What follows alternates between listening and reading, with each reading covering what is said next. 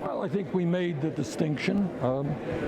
Joe voted for the war in Iraq, which turned out to be one of the great foreign policy disasters in the history of this country. Joe has voted for terrible trade agreements, NAFTA and PNTR with China, which cost us millions of good-paying jobs.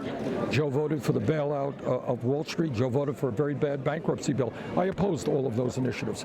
And I think it's not only the voting record, I think it's my vision for the future. I am prepared to stand with the working class of this country and take on the greed and corruption of the corporate elite. Look, I respect Vice President Biden. Worked with him, have known him for years. I think that, obviously he has tremendous experience. He's a fantastic candidate, but he and I do have a disagreement about how to do health care. We do have a disagreement on immigration.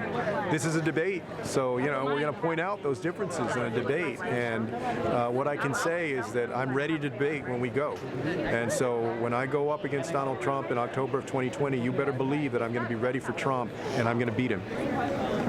I'm running because I think I'm the best person to take on Donald Trump. Senator. I think I'm better than Joe Biden, or else I wouldn't be in this race. What's your strategy? What about Joe? People tease me, I know, about all the plans.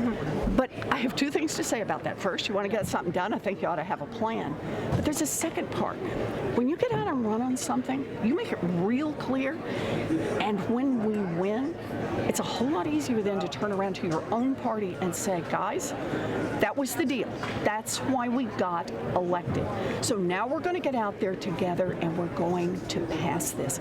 We're not going to nibble around the edges. We're going to make big structural change. Thank you.